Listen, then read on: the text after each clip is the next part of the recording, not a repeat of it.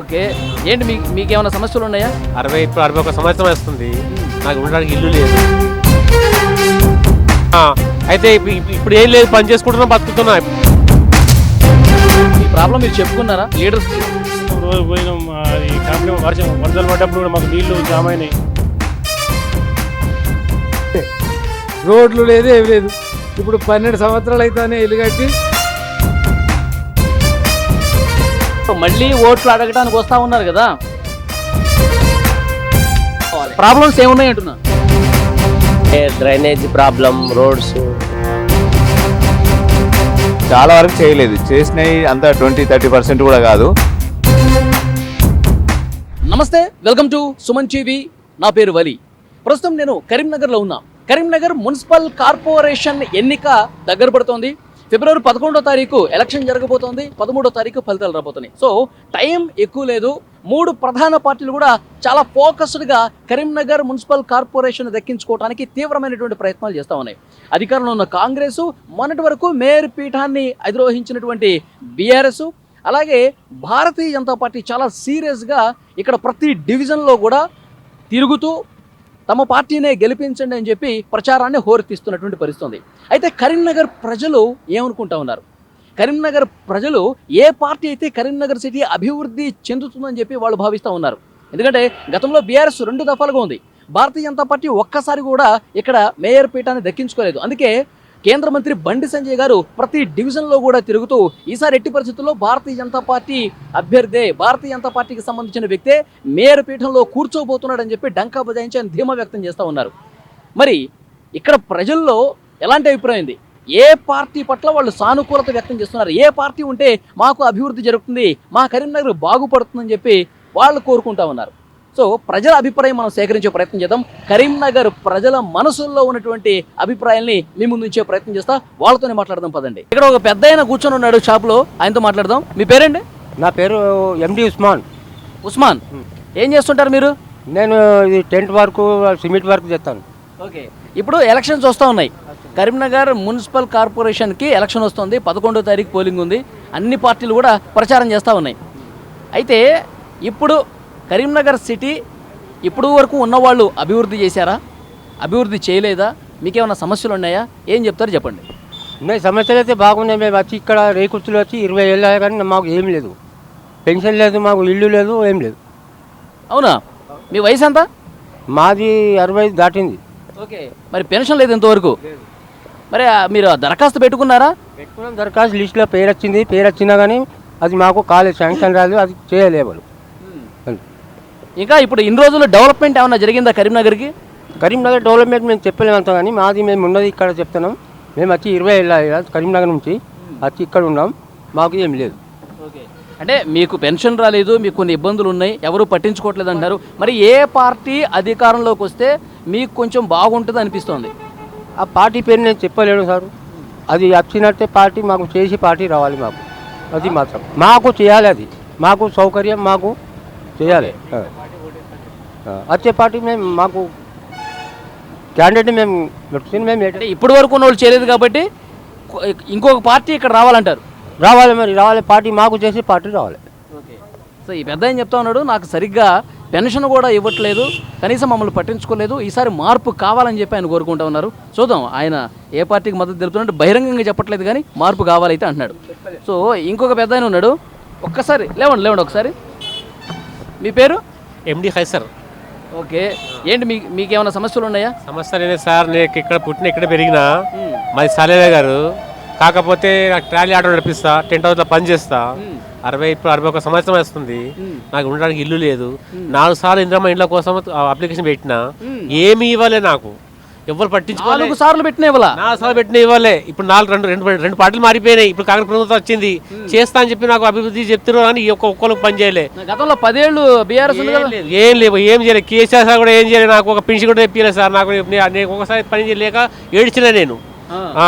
అయితే ఇప్పుడు ఏం లేదు, పని చేసుకుంటున్నా, బతుకుతున్నా. ఇప్పుడు నాకు 61 సంవత్సరం ఉన్నది. నాకు 4 పిల్లలు, ఆ 4 పెళ్లి చేయాలంటే బాగా బాధపడ్డా, అప్పులు తీసుకొచ్చా. ఏం ఏం ఒక రూపాయి కూడా సంపాదించడం లేదు.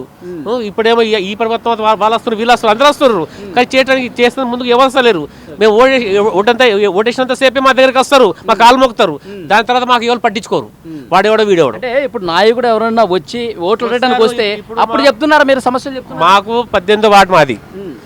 ఆడ ఒక బుడుగ జంగలాలో ఉన్నాడు. ఒకసారి కార్పొరేటర్ అప్పుడు ఆయన ఓడిపోయాడు కొన్ని ఓట్లతోనే. ఈసారి అసలు మాత్రం చేస్తా అన్నాడు. కాంగ్రెస్కి ఓటేస్తాను నేను. కానీ నాకు పని చేయాలా, చేయకపోతే మాత్రం ఇంకోసారి మాత్రం అది కూడా నేను వేయను. నాకు అభివృద్ధి చెప్పిండు, వచ్చి నాకు చేసిండు మొత్తం. మీకు బాబు నీకు పింఛన్ ఇప్పిస్తా, ఉండే జాగ్రత్త ఇప్పిస్తా అన్నాడు. మరి చెప్పినా చేయట్లేదు కదా.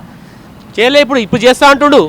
ఇది ఒకసారి చూద్దాం. అయ్యో ఇప్పుడు కాంగ్రెస్ ప్రభుత్వం ఉన్నది కాబట్టి పని అవుతుంది నేను అనుకుంటున్నాను. కాబట్టి ఆ కాంగ్రెస్ ఓటేస్తాను చూసుకుంటున్నాను. మా ఇంట్లో 4 ఓట్లు ఉన్నాయి. 4 ఓట్లు వాళ్ళకే ఇప్పిస్తాను. నేను ఎవరికి చెప్తే మా వాళ్ళు వాళ్ళకే ఇస్తారు. నా కొడుకు, నా కోడళ్ళు, నా భార్య, నేను 4 ఓట్లు ఉన్నాయి. ఇక ఎవరు వచ్చినా సార్ అంతే ఉంటుంది. చెప్తారు ఒకటి, చేసేది ఒకటి. అట్లా ఉంటుంది అంతే. దయచేసి ఏమైనా వస్తే మాకు చేయండి, అంతేం లేదు. ఓకే, ఇంకొంతమందితో మనం మాట్లాడే ప్రయత్నం చేద్దాం.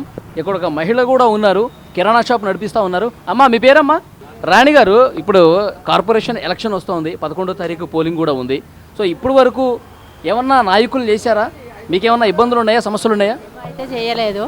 మా ఆయన చనిపోయి 2 సంవత్సరాలు అవుతుంది, పింఛని రాలేదు. ఇంకా ఏం లేదు. మేము వచ్చి కూడా 25 ఏళ్ళు అయింది. ఇక్కడ ఏమో రాలేదు. 2 సార్లు ఇందిరమ్మ ఇండ్లకు పెట్టుకున్నాం, ఇండ్లు కూడా ఏం రాలేదు. ఇప్పటి వరకు అయితే ఎవరు చేసింది అయితే ఏం లేదు. ఇప్పుడు బీఆర్ఎస్ వాళ్ళు, ఇప్పుడు కొత్తగా వచ్చిన కాంగ్రెస్ వాళ్ళు ఏమీ చేయట్లేదు. చేసింది లేదు. మార్పు కావాలని కోరుకుంటున్నారా? మార్పు కావాలనే కోరుకుంటున్నాం. ఓకే, సో డెఫినెట్గా మహిళ చాలా స్పష్టంగా చెప్తా ఉన్నారు. బీఆర్ఎస్ 2 దఫాలుగా ఉంది, ఇప్పుడు కాంగ్రెస్ ప్రభుత్వం వచ్చింది, కానీ మమ్మల్ని ఎవరు పట్టించుకోవట్లేదని చెప్పి ఆ మహిళ ప్రత్యక్షంగా చెప్తా ఉన్నారు. మార్పు కావాలని చెప్పేసి అంటూ ఉన్నారు. సో చూద్దాం, ఇంకొంతమందితో కూడా మనం మాట్లాడే ప్రయత్నం చేద్దాం పదండి. సో ప్రస్తుతం మనం కరీంనగర్లో ఒక మిల్క్ షాప్లో ఉన్నాము. ఇక్కడ కూర్చొని ఉన్నారు పెద్దలు, వాళ్ళతో మాట్లాడదాం. మీ పేరండి? నా పేరు మహేందర్. మహేందర్, ఇది ఇక్కడే కదా, సిటీ అని? ఇక్కడే. ఓకే, ఇప్పుడు 11వ తారీఖు ఎలక్షన్ రాబోతుంది కరీంనగర్ మున్సిపల్ కార్పొరేషన్కి సంబంధించి. సో ఇప్పుడు వరకు ఉన్న వాళ్ళు అభివృద్ధి ఏ విధంగా చేశారు? ఇప్పుడు ఏమన్నా ఇంకా సమస్యలు ఉన్నాయా? ఇంకెవరన్నా వస్తే బాగుంటుందని అనిపిస్తుందా? ఏం చెప్తారు మీరు? ఇది కరీంనగర్ మున్సిపల్ కార్పొరేషన్లో విలీన గ్రామం కాబట్టి కొంతవరకు చేయగలిగినరు, ఇంకా బాగా చేయాల్సి ఉంది.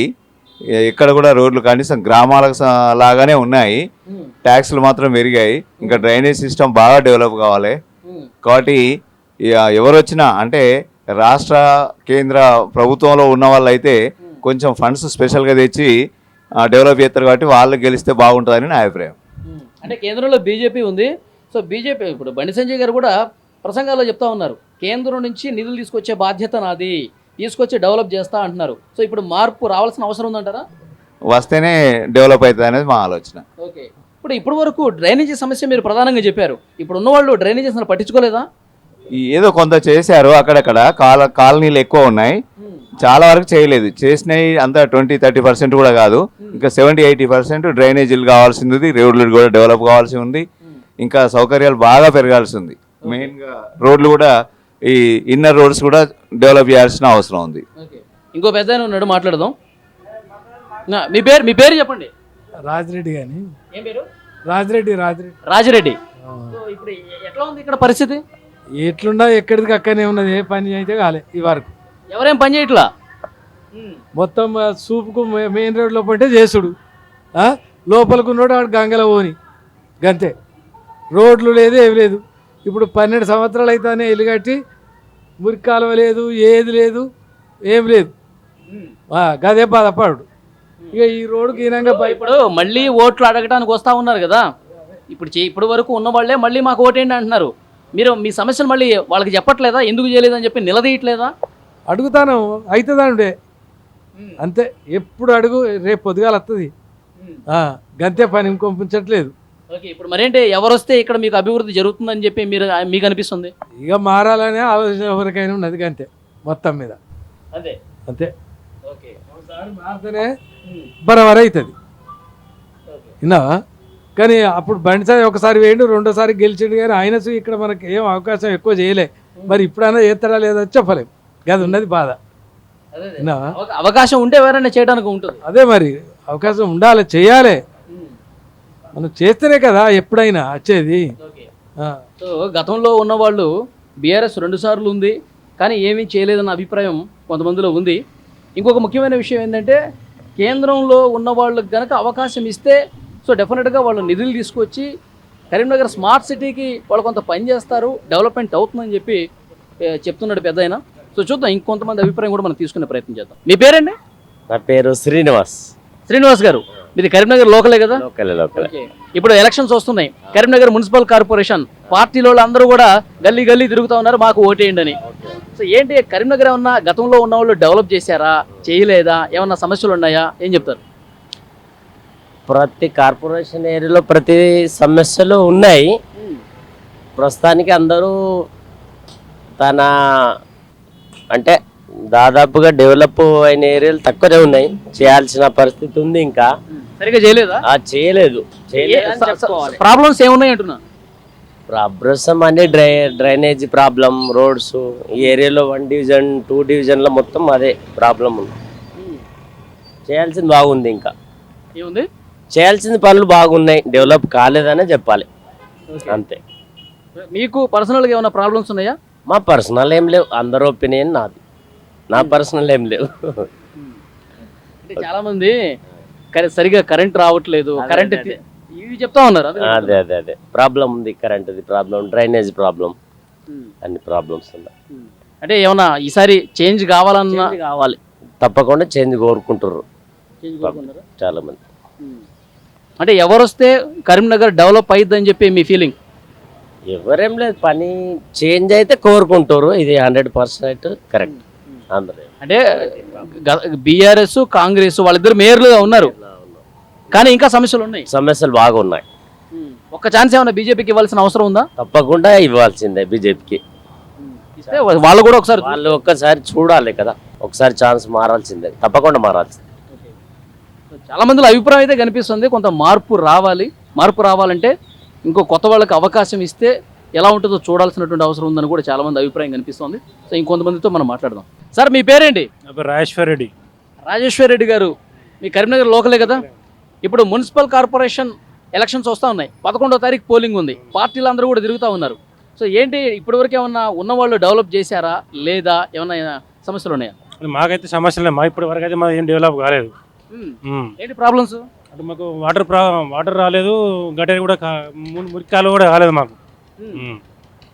ఇప్పుడు అయిన తర్వాత ఏదేమని చెప్తారు అంతే. ఎప్పటి నుంచి ఇది ప్రాబ్లం మీకు? మా ప్రాబ్లం, నేను ఇల్లు కొనుక్కొని 3 సంవత్సరాలు అవుతుంది. 3 సంవత్సరాలకి అదే ప్రాబ్లం ఉంది. అంతకుముందు ఎన్ని రోజులు ఉందో నాకు తెలియదు. మరి మీ ప్రాబ్లం మీరు చెప్పుకున్నారా లీడర్స్కి? చెప్పుకున్నాం, రోజు పోయినాం. అది కంప్లైంట్ వరదలు పడ్డప్పుడు కూడా మాకు నీళ్లు జామ్ అయినాయి, రోడ్డు కూడా బాగోలేదు. మేము కార్పొరేటర్ దగ్గర పోయి కంప్లైంట్ చేస్తే ఆయన క్లియర్ చేసిండు. కానీ మళ్ళీ ఇప్పుడు తర్వాత చేద్దాం, ఇప్పుడు మాకు ఫండ్స్ లేవు, ప్రభుత్వం చేంజ్ అయింది అని చెప్పారు.